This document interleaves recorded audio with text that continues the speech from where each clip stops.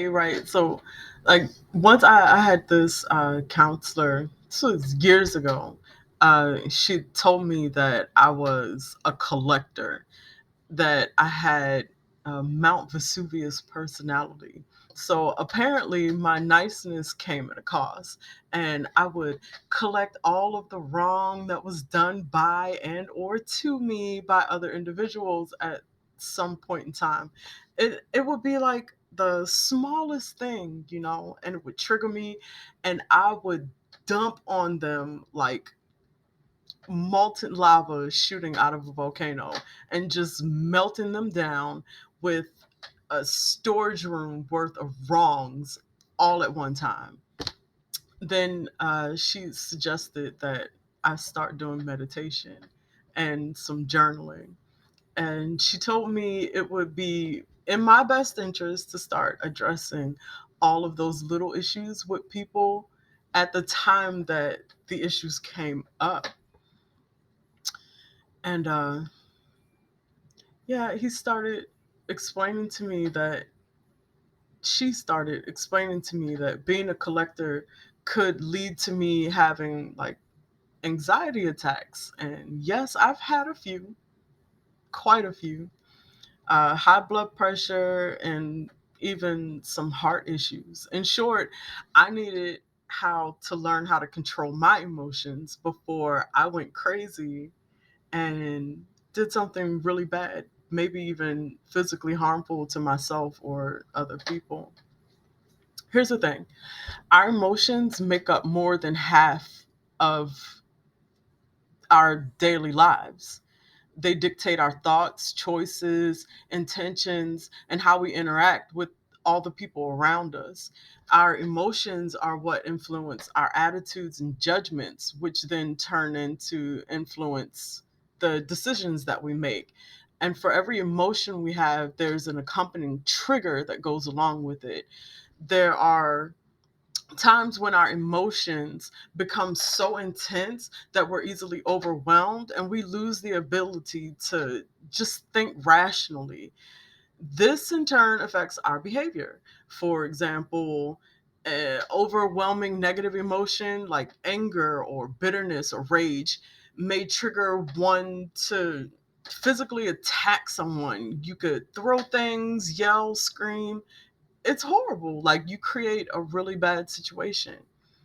And when we act on our emotions too quickly without taking time out to give it some thought, especially the negative emotions, we don't make sound or rational decisions that we later end up regretting. So it's really pertinent that you learn how to gain control over your emotions. You have to teach yourself to rely on your rational brain more frequently and make more informed decisions and use better judgment. You have the ability to know and understand how you're feeling and how to act on and not act on those feelings in many different environments that you're going to find yourself in. So, fortunately for all of us, there are some ways that we can learn how to combat our initial impulses. Uh, the best advice I can give you is to take a beat. 60 seconds, that's all it takes. And you're like, what? What do you mean, take 60 seconds? Yeah, it's kind of like when you play a video game and you lose all your lives and then you got to wait for your character to respawn. Yeah, that's what you need to do. You need to bring that concept of respawning in the video game world into your real life. So you wait 60 seconds, you hit the life pause button and just stop. Don't speak, don't move, just don't. Don't do anything. Well, not anything. Just don't do anything out loud. Uh, don't reply to that email. Don't reply to the text you just got that triggered something in your head. Don't say the first thing that pops into your mind. Don't give that passive aggressive reply that you may be used to giving. Just don't. 60 seconds. And as simple as it may sound, you will not believe how difficult it is for a lot of people. Giving yourself 60 seconds to level out your feelings, your thoughts, and emotions is something that must be put into practice. And it just might take you maybe months or years to perfect this. I have been implementing this method for at least the past 3 years now, give or take. And hey, I'm still working on it. I still find at different points in time that it's hard to just to not give my immediate response without stopping to rationalize the things that I say before I say it. And to be completely honest, I sent a string of angry texts to someone not too long ago, which is why I'm talking about this in class today. So hopefully, I can help save someone from making the same mistake that I've been working really hard not to make for myself. So don't judge me. I'm not judging you. This is a judge free zone. Wait 60 seconds. Thankfully, most of my immediate responses have happened in text form. So when I first started using this method of waiting 60 seconds, I would literally set the timer on my phone for 60 seconds. I would actively calm myself down and reread the message I received and try to think why this person sent this to me. I try to put my personal emotions to the side. And after those 60 seconds, I find that I can now reply rationally without the anger or the sadness or the bitterness or the resentment.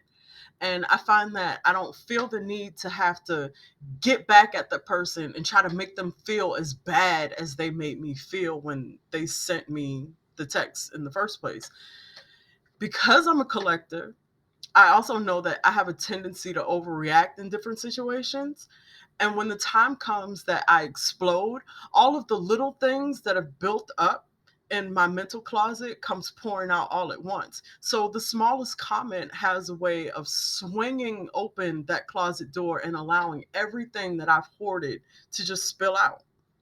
So the 60-second approach is one of the best ways that I've found helps me to regain my composure and be mindful of how I should react to any emotionally charged situation. If it isn't enough time, give yourself 60 more seconds. And if that's not enough, give yourself 60 more seconds. There have been times where my 60 seconds turned into 6 hours, 3 days. And you end up, sometimes I've even not responded at all. So I'm sometimes there is no response needed. By the end of these 60 seconds, more often than not, the intensity that you feel, these emotions that have you hooked, and they control your behavior, that that that immediate feeling, that immediate emotion is going to subside. It might not completely go away, but more likely than not, it's going to become less centralized to the experience that you're going through. So, controlling your emotions, it's not going to happen overnight. You have to practice and you have to work towards it. You have to actually set a goal of how you're going to take control over your emotions and how you react. You're going to have to learn how to regulate yourself. So don't burn down your forest by igniting your emotional campfire. Take some time to calm down before you respond. Okay?